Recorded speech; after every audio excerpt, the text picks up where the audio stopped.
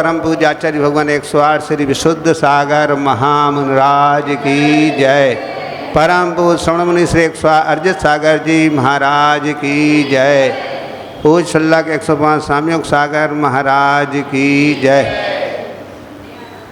प्रवचन का मंगल कार्यक्रम प्रारंभ हो से पूर्व आचार्य श्री के चित्र के समक्ष दीप प्रज्वलन के लिए हमारे बाहर से पधारे हुए विजयनगर से आए हुए माननीय अतिथि आए और उनके साथ में हमारे मंत्री जी भी आ जाएं। दीप प्रज्वलन करेंगे आचार्य श्री के समक्ष।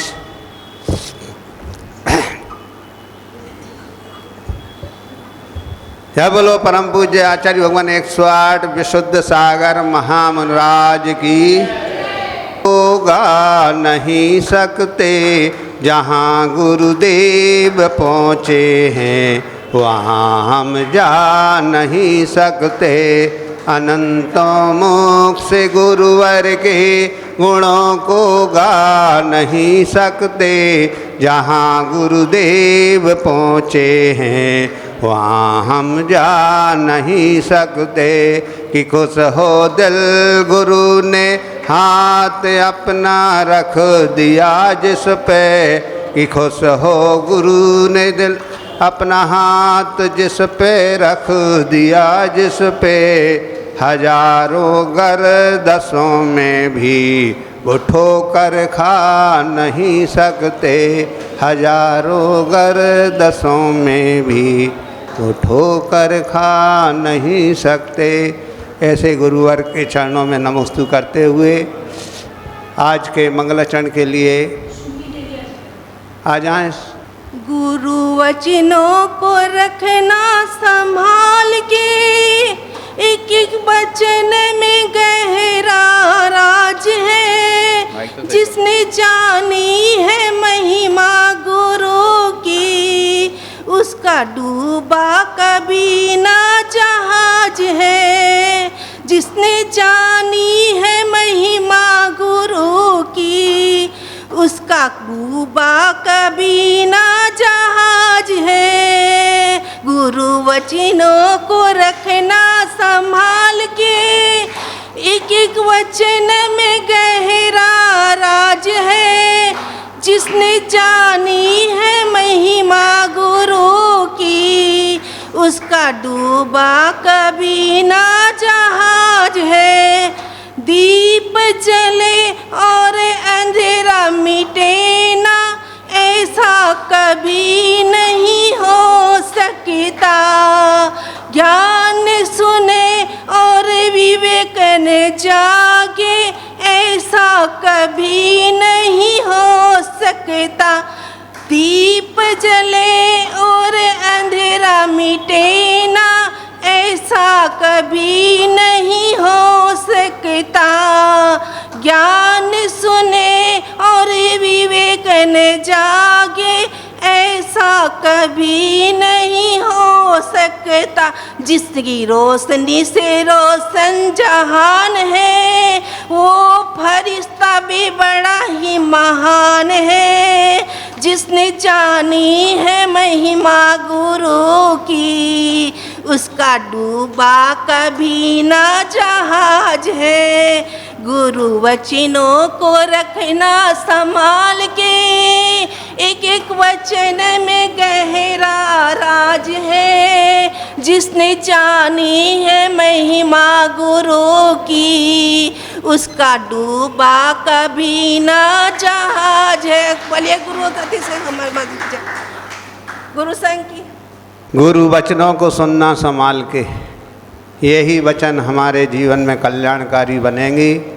ऐसे गुरुवर के चरणों में नमोस्तु करते हुए निवेदन करेंगे। हे गुरुवर नमोस्तु नमोस्तु नमोस्तु। प्रतिदिन की भांति आज भी हमको ज्ञानांकुश ग्रंथ आचार्य श्री योगेंद्र देव आचार्य कृत, जिस पर आचार्य श्री विशुद्ध सागर ने सद्ज्ञान देशना के माध्यम से प्रवचन दिया है। ऐसे ग्रंथ के माध्यम से गुरुवार अपने मंगल वाणी से हमको धर्मोपदेश देने की अनुकंपा करेंगे। नमोस्तु गुरुवार, नमोस्तु गुरुवार, नमोस्तु गुरुवार।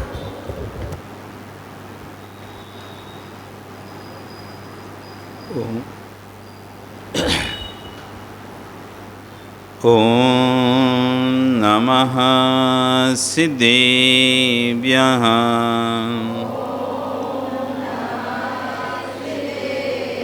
ओम नमः सिद्धेभ्यः। ओम नमः सिद्धेभ्यः। नमो अरिहन्ताणं नमो सिद्धाणं नमो आयनीयाणं नमो वज्रायाणं नमो लोये सविशा। बोले अनंतानंद से परमेश्वरी भगवान की, आदिरम आदिनाथ भगवान की, वर्तमान शासन महावीर भगवान की, आचार्य विश्व सागर जी महाराज की, अहिंसा में विश्व धर्म की। इसकी आवाज़ बढ़ा।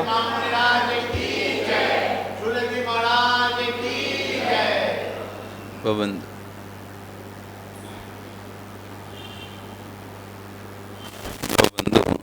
वर्तमान शासन वर्धमान स्वामी के शासन में तीर्थंकर प्रभु की चरण विश्राम में बैठकर हम सभी जिन देशना का श्रवण कर रहे हैं। आचार्य बन यहाँ पर कह रहे थे, जब तक योग में प्रवेश इस हिल रहा है क्या है? हिल रही है थोड़ी सी, है ना? सही करो से। जब तक योग में दूसरे उसमें लगा दो, इसमें गड़बड़ कर रहा है तो दूसरे लगा दिया। जब तक योग में प्रवेश नहीं कर पा रहे हैं, आवाज़ तेज हो गई ज़्यादा, तब तक उपयोग को श्रद्धा से दूर मत कर लेना। चलो यहाँ पर एक सी कर दो, आवाज़ अब गड़बड़ हो रही बार बार। एक कहीं कर दो, सेट कर दो, 1 मिनट में सेट करके। ओम ओम ठीक है, अब रहने दो, बैठ जाओ। आचार्यगण यहाँ पर कह रहे हैं कि जब तक योग में प्रवेश नहीं कर पा रहे तब तक उपयोग को श्रद्धा से दूर मत करना। मतलब जब तक ध्यान में लीन नहीं हो रहे हो, ध्यान का उपयोग बना के रखना कि मुझे ध्यान करना है।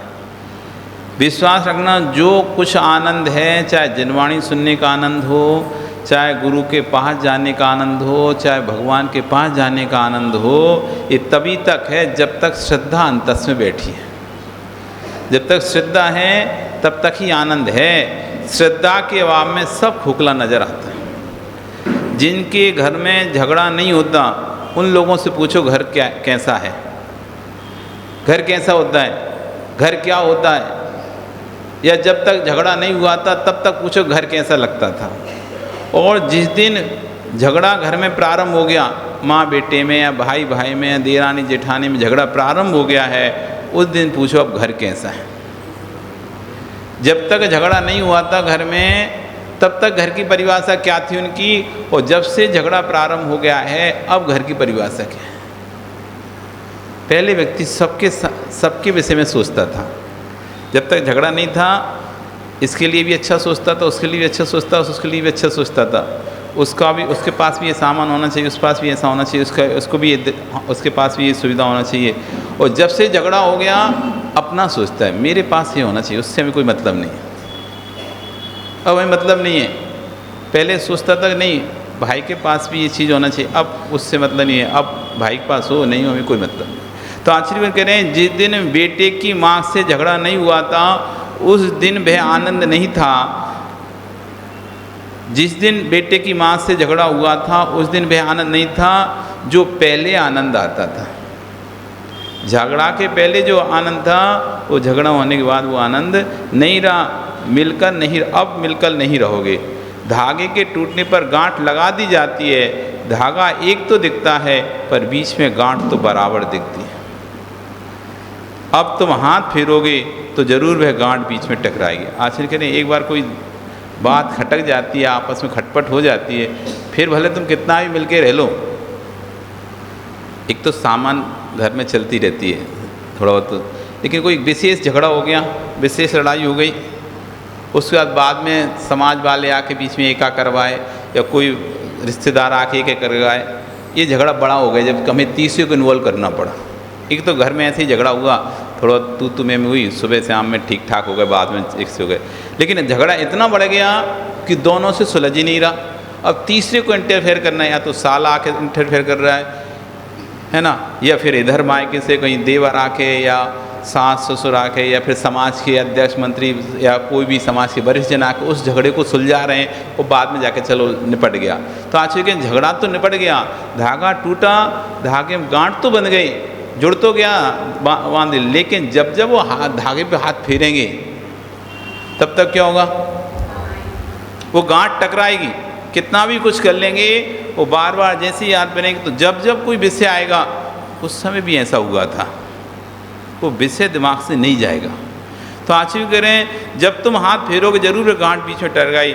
ऐसा जीवन जीने का प्रयास करो कि मित्रों के बीच में ही नहीं, प्राणी मात्र के बीच में कहीं भी कोई गांठ ना दिखाई ना दे। इसका लाभ है सम्यक दृष्टि, देव पर आस्था, सास पर आस्था, गुरु पर आस्था। इन बातों की व्याख्या तो अनेक बार सुनी, पर मेरा विश्वास है कि यदि महावीर स्वामी भी इस स्थान पर विराजमान होते, उनकी दिव्य देशना में यही खिरता कि मैं बन चुका भगवान हूँ, तुम बनने वाले भगवान हो, उनका भी अनादर मत करो। आचार्य कह रहे हैं कि देव पर आस्था, गुरु पर आस्था, सास पर आस्था रखो। ये तो आपने कई बार सुनी, लेकिन भगवान महावीर स्वामी ने कहा है इनकी तो मेरे पर भी आस्था तुम कर रहे हो, तो मैं बन चुका भगवान हूँ। जो बनने वाले भगवान हैं, जो तुम्हारे घर में रहने वाले सदस्य हैं, वो भी तुम्हारे आगे बनने वाले भगवान हैं, उनकी भी आस्था रखो, उनसे भी प्रेम रखो, प्रीति रखो। जो गुरु हैं उनसे भी प्रेम प्रीति रखो। ध्यान देना, जीवन की में साधना श्रेष्ठ नहीं है, समाधि श्रेष्ठ है। हम साधना के लिए मुनि नहीं बने, हम समाधि के लिए मुनि बने। समाधि तभी होगी जब साधना निर्दोष होगी, और साधना से तभी हो पाएगी जब जगत के प्राणी मात्र के प्रति हमारा मैत्री भाव होगा। आज क्योंकि आप चाहे कितना भी तपस्या करो, पूजा पाठ कर रहे हो, तो ये तभी सफल होगा जब आपका सबके प्रति मैत्री भाव होगा। किसी से द्वेष भाव है, किसी से क्लिष्टता का भाव है, तुम्हारे पूजा पाठ सार्थक नहीं है। यदि किसी से ईर्ष्या करके बैठे हैं, गांठ बांध के बैठे हैं, बैर बांध के बैठे हैं, और फिर हम जप तप कर रहे हैं, उपवास कर रहे हैं, तो कह रहे हैं वो उपवास सार्थक नहीं है। क्योंकि सबसे बड़ी साधना है मैत्री भाव, मैत्रीता होना चाहिए कि मैत्री से ही साधना, अच्छे साधना पलती है। क्योंकि जब हम साधना करेंगे हमें बार बार विकल्प आ जाएगा, वो तो मेरा शत्रु है, वो तो मेरा शत्रु है, उसके बारे में जैसे ही शब्द आएगा हमको खटकने लगेगा। तो आचार्य कह रहे हैं समाधि उसी की होगी जिसकी साधना निर्दोष होगी, और साधना उसी की निर्दोष फलेगी जिसका सबके प्रति साम्य भाव होगा, मैत्री भाव होगा। आप तो एक नमोकार की माला फेरना, पर उससे पहले सभी से क्षमा मांगना, और वो लोग क्षमा कर दें तब तुम माला फेरना। अब देखना क्या आनंद आएगा। आचार्य कह रहे हैं कि नमोकार मंत्र की माला फेरने से पहले एक बार क्षमा मांग के फेरो, फिर देखना क्या आनंद आएगा। आपने कभी महसूस किया होगा, कोई बात है जो आपके दिमाग में वो है चढ़ी हुई है, या कुछ हो गई है, बात हो गई है, तो दिन भर टेंशन में रहते हैं, और जब उसके आपस में जाते हैं चलो छोड़ो, माफ़ करो, हमें माफ़ करो, हम तुम्हें माफ़ करते हैं, ऐसा करके जब वो हो जाता है तो एक रिलैक्स फील होता है। चलो भाई एक और ये निपट गया, झगड़ा निपट गया। घर में कोई नहीं बोल रहा होता है, नहीं बोल रहा, घर में लड़ाई झगड़ा चल रहा है, आप कुछ भी करोगे ना तो आपको मन नहीं लगेगा, मन नहीं लगेगा, बार बार वही दिमाग में आएगा, थोड़ी देर बाद दिमाग में फिर आ जाएगा, थोड़ी देर बाद दिमाग, और वही बात ख़त्म हो गई, उसके बाद फिर कोई चीज़ करोगे तो वो चीज़ नहीं आएगी। तो आचार्य में कह रहे हैं कि आप तो एक नमोकार की माला फेरना, पर उससे पहले सभी से क्षमा मांगना, और वो लोग क्षमा कर दें तब तुम माला फेरना। क्या आनंद आएगा, क्योंकि तब आपको कोई शत्रु नहीं नज़र नहीं आएगा, अब कोई शत्रु नज़र नहीं दिखेगा।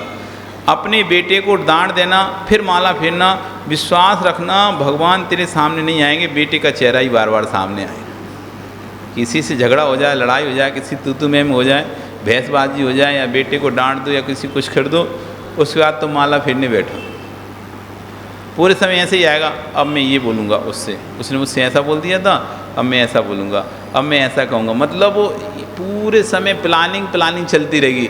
उस समय नहीं बोल पाया था, अब बोलूँगा, उस समय नहीं बोल पाया था, अब बोलूँगा। माला फेरने के बाद मैं उसको ये बोलूँगा। याद आ गई क्या क्या बोलते समय छूट गया, हम क्या क्या नहीं बोल पाए, अरे ये भी तो बोल सकते थे, ऐसे बोल देते तो अच्छा रहता, ऐसा बोलना चाहिए था, वैसा बोलना चाहिए। मतलब जो चीज़ें छूट गई वो सब दिमाग में चलेंगी। अब ये नहीं बोल पाए, अथवा देखो मैंने ये अच्छा बोला, मैंने ये अच्छे से बोल दिया था, मैंने। अब जैसे हम लोग सामायिक करने बैठते, जैसे प्रवचन की जब बारी आती थी तो पहले तो ये टेंशन लगी रही थी, प्रवचन करना है, प्रवचन, तो दिमाग में ये चलता रहता क्या बोलेंगे, अच्छा ये बोलना है अपन को, ये बोलना है, ये बोलेंगे, ये बोले, तो पूरे सामायिक में ये दिमाग में कोई गूंज चलता रहता था, ये बोलना है, ये बोलना।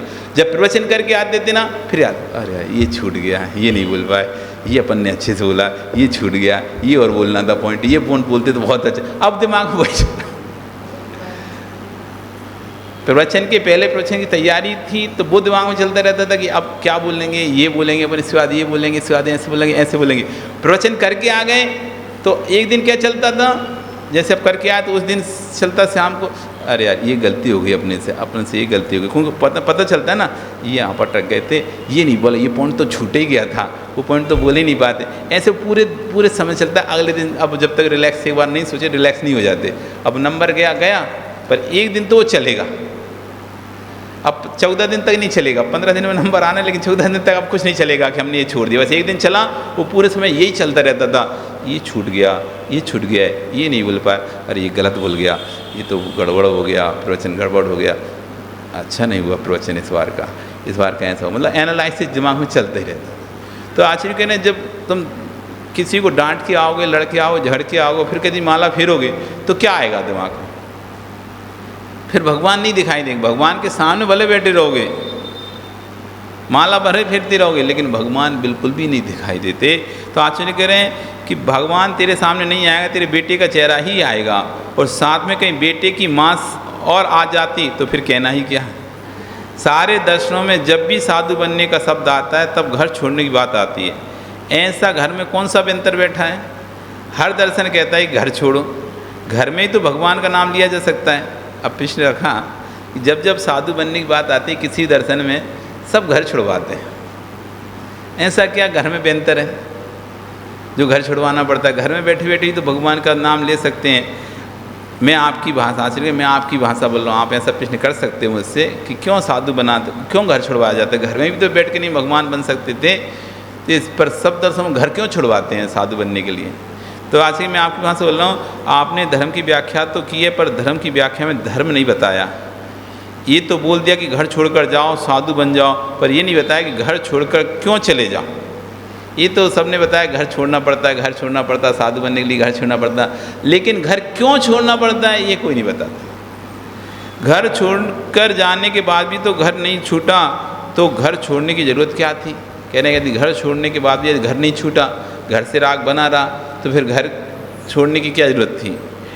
पर और घर छोड़ने के लिए कभी घर नहीं छोड़ाया जाता, निमित्तों से दूर करने के लिए घर छोड़ा जाता है। कह रहे हैं घर छोड़ने के लिए घर नहीं छोड़ रहे हम, निमित्तों से दूर होने के लिए घर छोड़ रहे हैं। जहाँ पर राग के द्वेष के निमित्त अधिक हैं, उन निमित्तों से दूर होने के लिए घर छोड़ रहे हैं। किसी द्वेष से घर नहीं छोड़ रहे, किसी द्वेष के कारण से घर नहीं छोड़ रहे, हमें तुम्हें छोड़ना है, हमें छोड़ना है, नहीं। हम उन निमित्तों से दूर होना चाहते, क्योंकि उपादान जब तक कमज़ोर होता है तो निमित्त जल्दी प्रभावित कर जाता है। उपादान मजबूत होता है तो निमित्त देर से प्रभावित करता है। अपना उपादान मजबूत होता है तो फिर निमित्त, जैसे अब हम साधु बन गए, आप भी रोड पर चलो, हम भी रोड पर चलें, धूप चल रही है, आपके पैर उतने कड़क नहीं हैं, आपके पैर उतने कड़क नहीं हैं, थोड़े से चलोगे फोला पड़ जाएंगे। आपके भी पैरों में उतनी सामर्थ्य नहीं है, उतनी पैरों की शक्ति नहीं बढ़ी है कि आप चिलचिलाती धूप में नंगे पैर चल पाओ। थोड़े से क्या चलोगे, पैर में फोले पड़ जाएंगे ऐसे मोटे मोटे। और वही अब हमारे पैर की शक्ति बढ़ा ली हमने, चलते चलते हमारी पैर की खाल उस तरह की हो चुकी है कि अब चाहे चलते कड़क धूप में चलें, चाहे किसी में भी चलें, तब भी हमारे पैर में छाले नहीं पड़ते हैं। तुम्हारे पैर में तो एक दिन में छाले पड़ जाते हैं, एक दिन में फूले पड़ जाते हैं, लेकिन हमारे पैर में तो हजारों किलोमीटर चलते हैं तब भी नहीं पड़ते।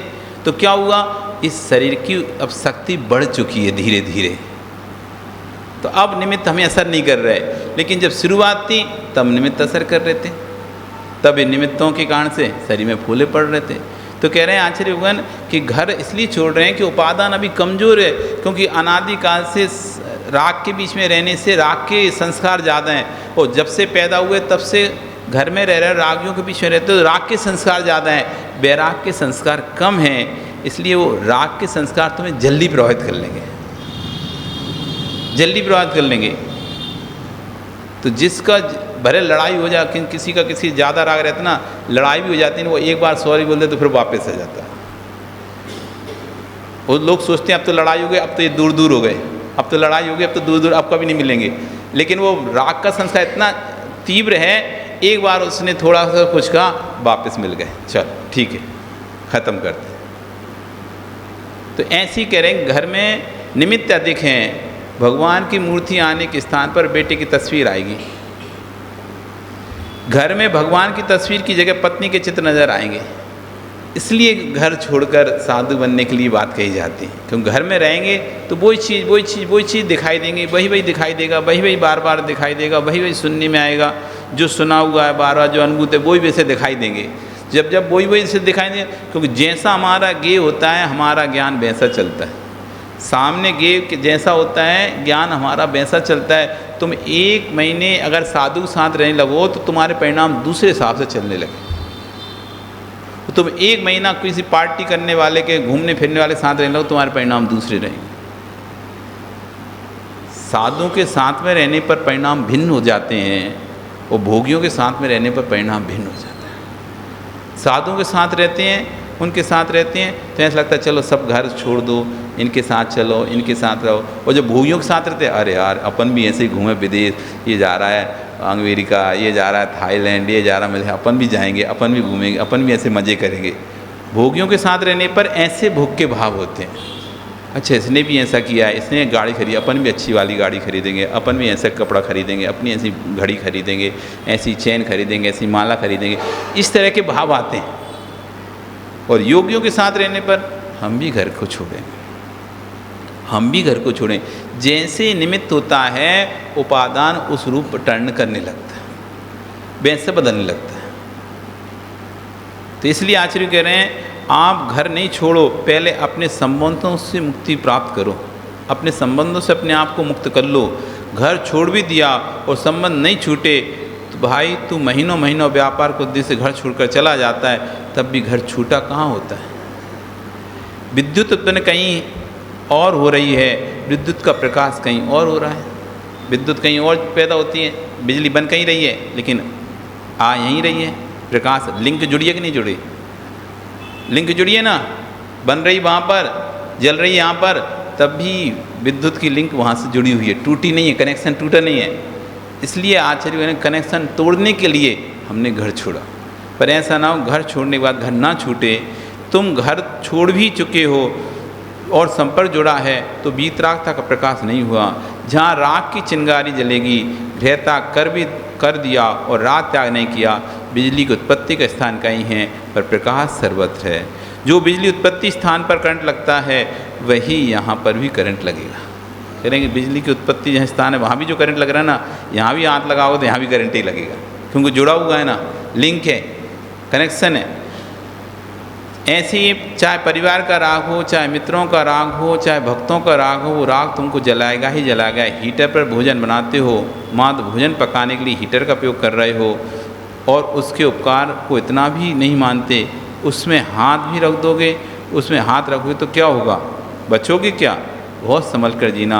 जिन निमित्तों से आपका मोक्ष मार्ग निर्मित होता है उन्हीं निमित्तों से तुम्हारा संसार मार्ग भी निर्मित हो सकता है।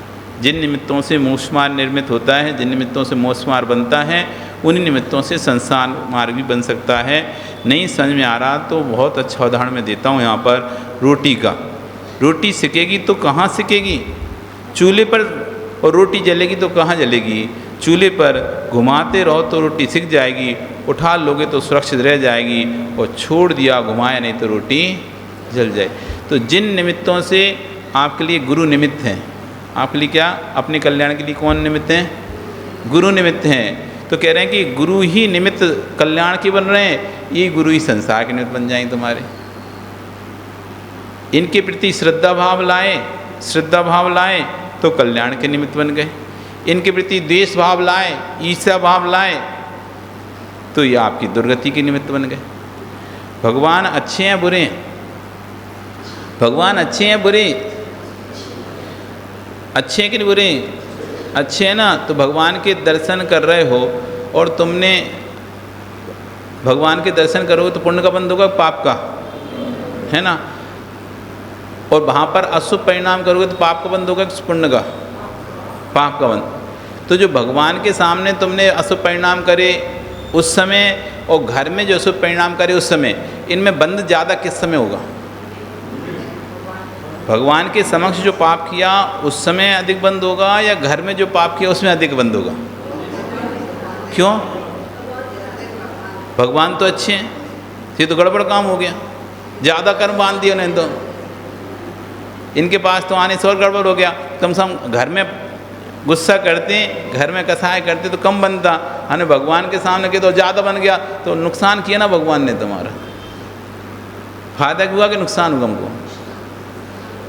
तो जो जहाँ पर नुकसान वो अच्छा कैसे? जहाँ नुकसान हो वो अच्छा कैसे? अच्छा तो वो कहलाता है जहाँ नुकसान नहीं हो, और यहाँ तो उल्टा हो रहा है, नुकसान हो गया हमारा। तो अगर नहीं कर रहे तो फिर वहाँ पर कर्म का बंध क्यों ज़्यादा हो रहा है? और यहाँ कसाय तो हमने दोनों तरफ करी, घर में भी कसाय करी, मंदिर में भी कसाय करी, लेकिन मंदिर में कसाय करने पर ज़्यादा क्यों बंध रहा है? यदि भगवान कुछ नहीं कर रहे तो घर में करने पर कम क्यों बन रहा है?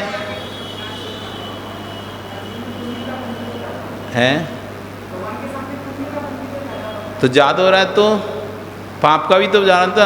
तो अच्छा, अच्छी बात है कि बुरी बात है? पाप का बन ज़्यादा हो रहा है तो अच्छा है क्या? ये अच्छे हैं कि भगवान? उन्होंने तो हमें ज़्यादा नरक में और पहुंचा दिया। कम से कम घर में रहते तो हम तिरछी या मनुष्य में पड़े रहते, लेकिन वहाँ जाकर हमने पाप किया तो अब नरक में और जाना पड़ रहा है। तो अच्छे हैं कि बुरे हैं? अच्छे हैं तो बुरे भी हैं। जो चीज़ अच्छी होती है वो बुरी भी होती है, ध्यान रखना। कोई भी चीज़ सदैव अच्छी नहीं होती, कोई चीज़ सदैव बुरी नहीं होती। जैसे एक सिक्के में दो पहलू होते हैं, हेड होगा तो टेल होगा, टेल होगा तो हेड होगा। जहाँ अच्छापन लिखा है तो नियम से वहाँ बुरापन भी है। भगवान बुरे नहीं हैं, भगवान की भक्ति करते हैं, तुम्हारा कल्याण होता है। उन्हीं भगवान के निमित्त से हम कल्याण कर रहे हैं। और वहाँ जाकर हमने अभिनय करी, वहाँ जाकर हमने प्रमाद किया, सो गए, किसी पर कसाय की, तो वही भगवान निमित्त बनने से निगत्ती निकाचे जैसे कर्म के बंध के कारण बन रहा है। तो जो स्थान अच्छा है वही स्थान पर भी यदि प्रमाद किया तो वही स्थान आपके लिए घातक बन जाएगा। जो लाभदायक स्थान है वही स्थान आपके लिए क्या बन जाता है? घातक बन जाता है। इसलिए आचार्य कह रहे हैं जिन निमित्तों से मोक्ष मार्ग हो रहा है, आपका प्रशस्त होता है, उन्हीं निमित्तों से संसार मार्ग ही प्रशस्त होता है। देव शास्त्र गुरु के मूल में ही कर्म क्षय होते हैं, और देव शास्त्र गुरु के मूल में ही निगत्ती निकाचे जैसे कर्म के बंध भी उन्हीं के कर्म से। साधु के पास बैठकर, गुरु के पास बैठकर यदि छल कपट मायाचारी करी तो निगत्ती निकाचित कर्म का बंध होगा। साधु के समीप बैठकर, प्रभु के समीप बैठकर हमने सरल परिणाम रखे तो हमारे कर्म की निर्जरा हो जाएगी। एक ही है, निमित्त वही है, पर उस निमित्त के सामने हम जैसे भाव करेंगे हमारे उपादान में बंध भैंसा हो रहा है हमारी याद। इसलिए आचर्य करें जिन निमित्त, इसलिए देव शास्त्र गुरु के चरणों में सिर टिकाने श्रद्धा युक्त होकर जाना, परंतु देव शास्त्र गुरु के चरणों में घर बसाकर बसने के लिए नहीं जाना, नहीं तो झुलस जाओगे। उतने ही मंदिर में बैठना जितनी भावों की विशुद्धि है, उतनी देर गुरु के पास बैठना जितनी आस्था विश्वास श्रद्धा प्रतीति है, उतनी देर तक जनवाणी सुनना जब तक आपको श्रद्धा है। अधिक मत सुनना, अधिक मत बैठना, अधिक मत बोलना। तुम कह रहे हो कि मैं तो सब सुन लिया है, सब पढ़ लिया है, इतने लंबे समय तक मंदिर में मत बैठना कि तुमको मंदिर में पैर फैलाना पड़ जाए। अब तुम बैठे हो, सुबह से पहुंच जाते हो 4 बजे से, अब 8 बज गए, अब पैर तो दर्द कर रहे, तो ऐसे पैर इस तो मुड्ढा पे बैठे और ऊपर से ऐसे पैर फैला के बैठ गए पूरे। एक तो मुड्ढा पे बैठे हैं और ऊपर से भाई भगवान के सामने, वो गुरु के सामने ऐसे लंबे पैर फैलाए और बैठे, दर्द कर रहे हैं महाराज, का ही करें। तो बस दर्द कर रहे हैं, का ही करें। कर्म कह रहा है हम भी बंध रहे हैं, हम का ही करें। क्यों? आपकी अभिनय चल रही है, इसलिए आश्चर्य कर रहे हैं। अब बैठ गए, नहीं बन रही तो थोड़ा टिक के लेट जाते हैं। आज उपवास है और घर जाना नहीं है, घर जाना नहीं तो एक काम कर, टिक के सो, थोड़ा सा आराम कर रहे, रेस्ट कर, मंदिर में रेस्ट कर ले रहे, टिक गए और सो गए मंदिर में थोड़ी देर ऐसे टिक के। ये आपके लिए कर्म बंध के कारण बन रहा है। इसलिए हम लोग संघ में जब थे तो आज हमको मंदिर में सामयिक नहीं करने देते थे। बहुत सारे साधु नहीं, हमें मंदिर में सामयिक करना है, मंदिर में सामयिक नहीं, तुम मंदिर में सामयिक मत करो। क्यों? तुम अभी खाना खा के आए हो, सब लोग भोजन आहार करके आ रहे हो, आहार के बाद अन्न में नशा आता है, आहार करने के बाद नशा आता है और झपकियाँ आती हैं। आप शांत बैठोगे, रिलैक्स होगे, शरीर को आराम मिलेगा, रिलैक्स मिलेगा। शरीर, नींद तो पता कैसे आती है, जैसे ही शरीर को रिलैक्स मिला वो नींद आने लगती है। और आप अभी भोजन करके आ रहे हो, डबल, एक तो रिलैक्स मिलेगा तो ऊपर से भोजन भी किया हुआ है, तो भोजन करके जैसे ही रिलैक्स होते हैं तो झपकी आने लगती है। तो मंदिर में बैठ के सामयिक करोगे और बीच में झपकी आ गई तो कर्म का बंध होगा। इसलिए अपनी कमरे में सामयिक करो। झपकी भी आएगी तो आप देव शास्त्र गुरु के पाद में उस समय नहीं रहोगे। बहुत हम संग में सब लोग जिद्दी नहीं, आज ऐसी हम यहाँ मंदिर में सामयिक कर, नहीं, तुम सो जाओगे, हम नहीं सोएंगे, ठीक है कोई बात नहीं, जाओ। एक आध बार जाते फिर वीडियो बनवाए, देखो क्या कर रहे तुम, देखो सो रहे थे कि नहीं सो रहे। आती नेचुरली है वो तो। भोजन के बाद